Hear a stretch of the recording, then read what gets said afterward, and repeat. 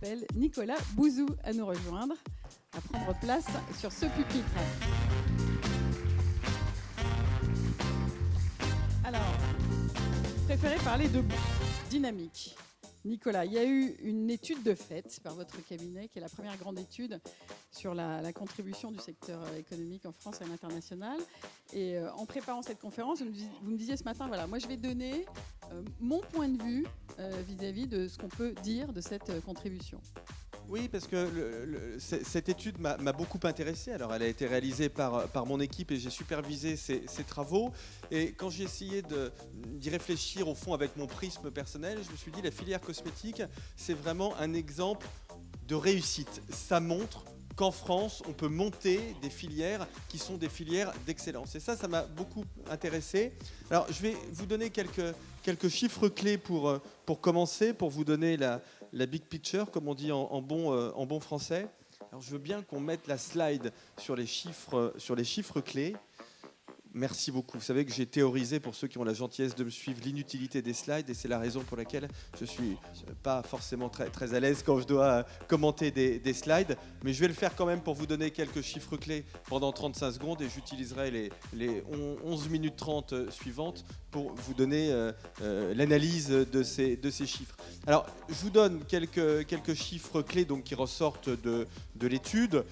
Donc, votre filière, vous le savez, c'est une très grosse filière, un chiffre d'affaires de 45 milliards d'euros, avec une très grosse part dévolue à l'industrie, qui est toujours quelque chose qui est très intéressant en France, puisque vous savez que la France est, du point de vue macroéconomique, le pays de l'OCDE qui s'est le plus désindustrialisé ces 30 dernières années. Beaucoup plus que le Royaume-Uni, par exemple. On cite toujours le Royaume-Uni comme étant un pays désindustrialisé. La désindustrialisation en France a été beaucoup plus forte qu'au Royaume-Uni. Donc, le fait que votre filière ait conservé un socle industriel extrêmement fort, c'est quelque chose qui est tout à fait exceptionnel et qui est très intéressant. Je vous donnerai les raisons dans quelques instants.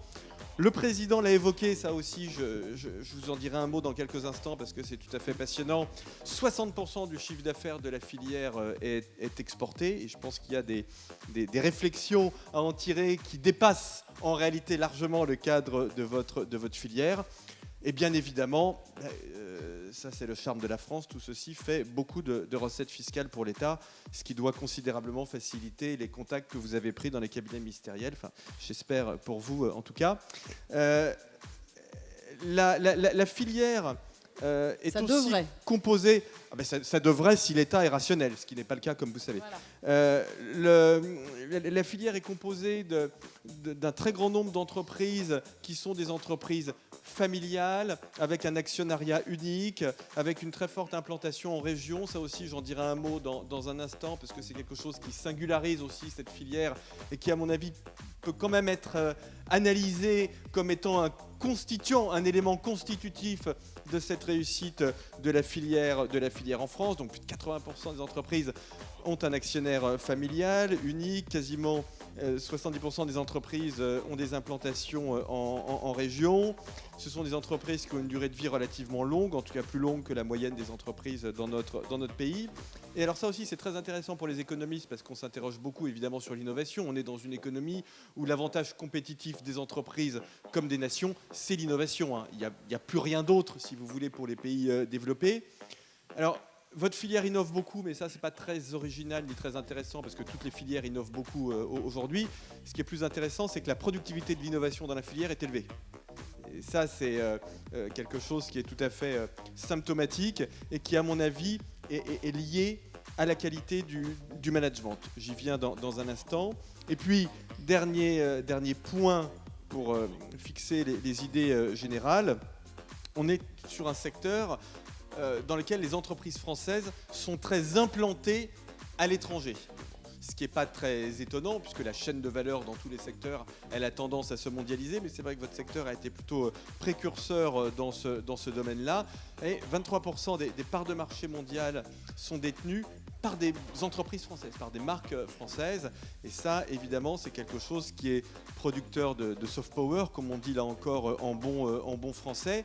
Ce qui d'ailleurs est objectivé dans les études, puisqu'on voit que pour les marques de cosmétiques, la marque France, le simple fait d'apposer la marque France, apporte de la valeur. Ça augmente la valeur des entreprises. Donc on voit que là, il y a un ressort qui est tout à fait intéressant. Voilà pour les chiffres, mais vous retrouvez ça de façon très, très détaillée dans l'étude. Je voudrais vous faire part de quelques réflexions qui sont un peu plus personnelles concernant votre secteur. Déjà, je vous le disais en introduction, la réussite de ce secteur, elle montre que la réussite en France, c'est quelque chose de possible et on peut avoir des secteurs qui sont des secteurs importants, qui sont des secteurs industriels, qui exportent beaucoup, qui rayonnent dans le monde, qui ne sont pas simplement implantés dans les métropoles, qui ont des unités de production, de distribution c'est plus simple, mais en tout cas de production, qui sont implantées aussi en dehors des métropoles. Donc on voit que c'est quelque chose qui est possible. Et quand je regarde un peu le secteur et que j'essaie d'en tirer des enseignements pour le reste de l'économie, parce que c'est aussi mon rôle de réfléchir de cette façon-là, je pense qu'il y a quatre facteurs, quatre éléments essentiels qui permettent d'expliquer cette réussite. Le premier élément, c'est que finalement, dès le départ, vous avez pensé votre secteur comme étant un écosystème dans lequel il fallait avoir une intégration très poussée de tous les maillons de la chaîne de valeur. Et c'est vrai qu'on voit que les relations entre les fournisseurs de matières premières et les industriels, les relations entre les industriels et les distributeurs se passent plutôt bien. Alors d'ailleurs, beaucoup sont sur le territoire français, voire dans des zones géographiques qui sont des zones géographiques relativement circonscrites, y compris pour les fournisseurs de matières premières, ce qui n'est pas le cas évidemment de tous les secteurs qui ont une forte prédominance industrielle. Ça, c'est quelque chose, si vous voulez, qui est encore plus important aujourd'hui que ça ne l'était auparavant, parce que les évolutions technologiques, les évolutions du commerce international et la mondialisation aboutissent à un renforcement des liens dans la chaîne de valeur, dans tous les secteurs de l'économie, au fond. Pas seulement dans les cosmétiques, mais dans tous les secteurs de l'économie. Et on voit même, alors c'est encore assez peu étudié, vous ne trouverez pas ça dans la presse, mais ni dans la recherche académique parce que c'est trop récent, mais on voit même un grand retour de l'intégration verticale dans le monde. Ce que je veux dire par là, c'est que quand vous et moi, on était à l'université ou en école de commerce, on nous expliquait qu'une entreprise, elle devait se spécialiser sur ce pourquoi elle était bonne. Ce qu'on observe depuis une dizaine d'années, c'est très exactement l'inverse. C'est-à-dire que les entreprises, pour avoir justement des process très efficaces, fluides, pour faciliter l'innovation, pour être sûr que tout va bien se passer des matières premières jusqu'à la distribution, eh bien on voit de plus en plus de distributeurs qui intègrent des producteurs, de plus en plus de producteurs qui intègrent des distributeurs. En général, alors ça dépend des secteurs, mais dans les secteurs dans lesquels les distributeurs sont très innovants, ils trouvent que les industriels ne sont pas bons et donc ils intègrent les industriels, ou alors ils deviennent eux-mêmes producteurs. Netflix, distributeur, il trouvait que les films d'Hollywood étaient nuls, du coup il s'est mis à produire lui-même. Donc là vous avez vraiment un exemple d'intégration verticale. Vous avez des secteurs dans lesquels c'est l'inverse. Ce sont des industriels, je pense au secteur des phytosanitaires par exemple, ce sont des industriels qui sont très innovants et qui vont considérer que les distributeurs ne le sont pas assez, donc ils vont intégrer la distribution. Ce n'est pas ce qui se passe dans votre secteur, mais cette logique d'un écosystème très, très intégré, c'est quelque chose de très précieux et à mon sens, c'est l'un des 4 facteurs de réussite. Le deuxième, je le disais il y a quelques instants, c'est la prédominance des exportations dans le chiffre d'affaires. Alors attention, parce que on a souvent tendance à considérer qu'une entreprise exporte quand elle réussit bien sur le territoire français. En fait, ce n'est pas exactement ça. Ce que nous montrent les études, c'est que le fait d'exporter, ou même de se forcer à exporter, oblige à l'excellence et renforce des positions sur le territoire français, sur le territoire national en règle générale. Donc la causalité n'est pas forcément aussi intuitive que cela.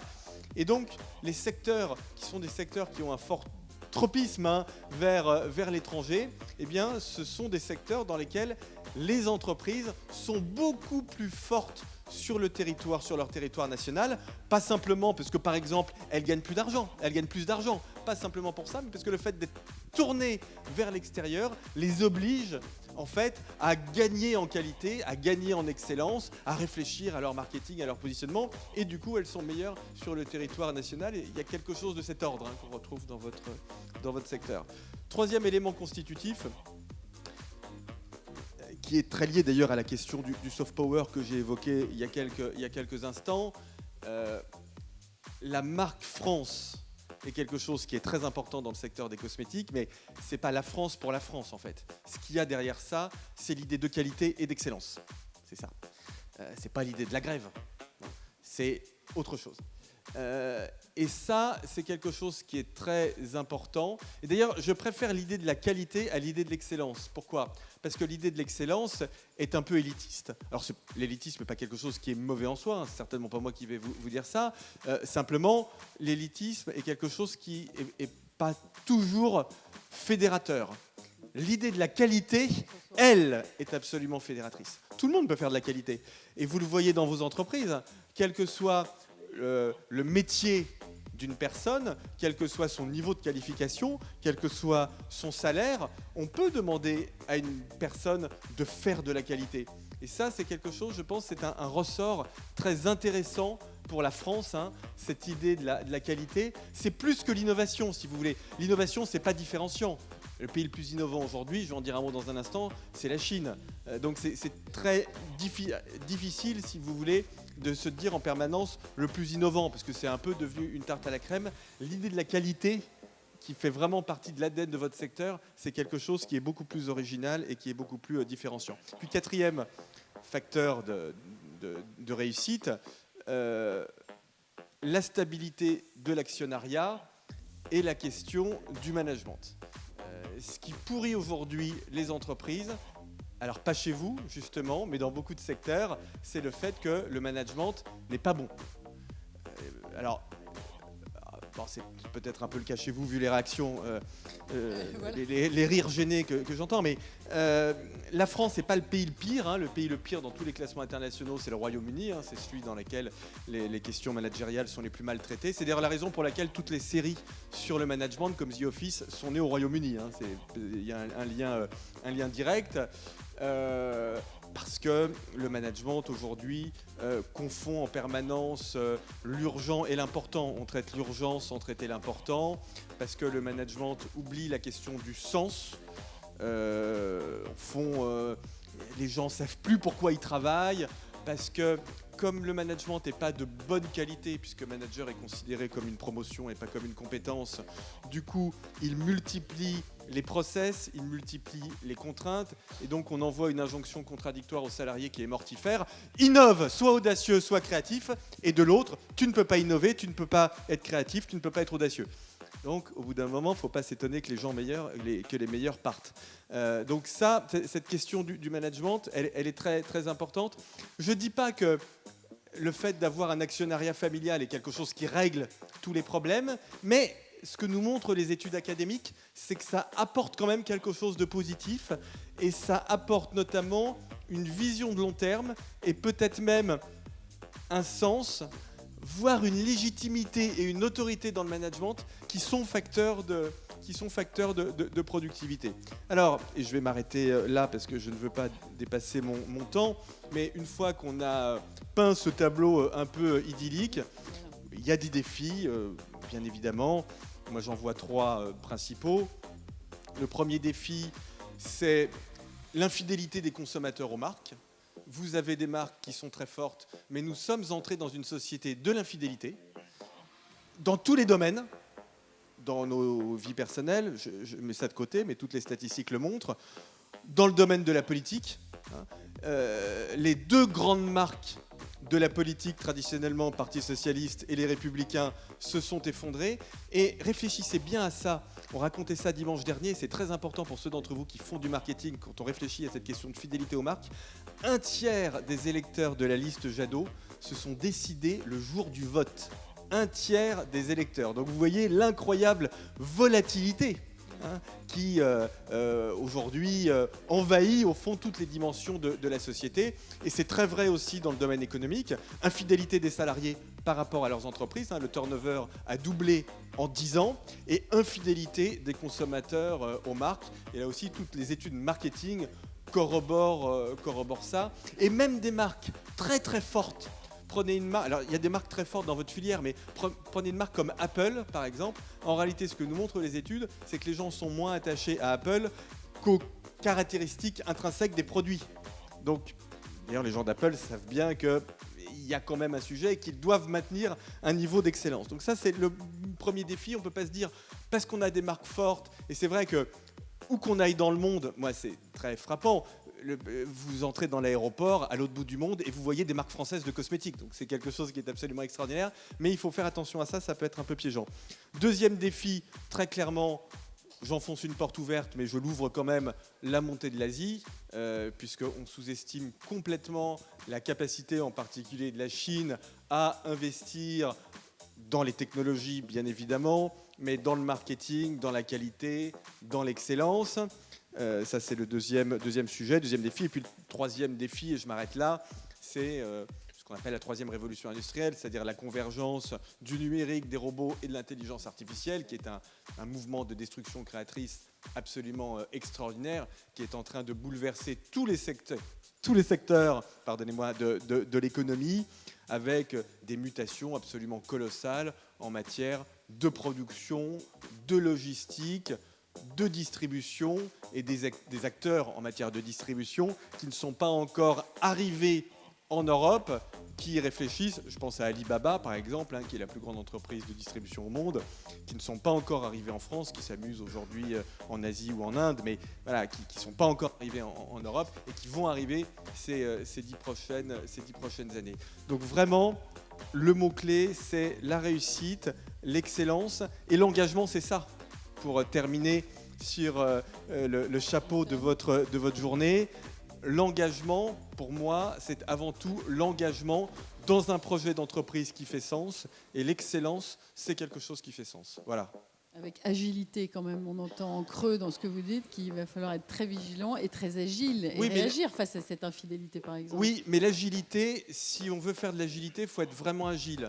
Parce que dans les entreprises, en général, ce que je vois, c'est qu'on fait venir des consultants, on les fait intervenir sur les méthodes agiles et on rajoute cette méthode agile sur toutes les rigidités préexistantes. Voilà. Donc, si on veut faire de l'agilité, on est vraiment agile. Mais l'agilité, c'est un peu un terme, je trouve, un peu dévoyé. Au fond, ce dont ont besoin les entreprises aujourd'hui, alors c'est très facile de le dire de là où je suis et très difficile de le faire de là où vous êtes. Ça, il y a une asymétrie fondamentale entre nous. Je commande, vous faites. Donc ça, j'en suis parfaitement conscient. C'est pour ça que je choisis ce métier. Non, mais d'où la question, parce que le but du jeu, c'est comme l'a dit Patrick, c'est du prêt à réfléchir. Dans les entreprises, il faut du sens. Les collaborateurs, ils ont besoin de sens, c'est ça l'engagement, de sens, d'autonomie et d'autorité. L'autorité étant l'inverse de l'autoritarisme. Voilà. L'autorité, elle vient de la légitimité, et ça, c'est vrai que dans les entreprises familiales, notamment, cette légitimité, elle est sans doute plus facile à acquérir que quand vous êtes dans une entreprise cotée où les managers changent tous les vendredis. Eh bien voilà déjà quelques petites notes qui sont prises, je vois, les têtes qui convergent vers les éventuels smartphones ou autres carnets pour prendre des notes. Merci beaucoup pour ce point de vue qui fait un peu bouger les lignes, j'espère. Merci beaucoup.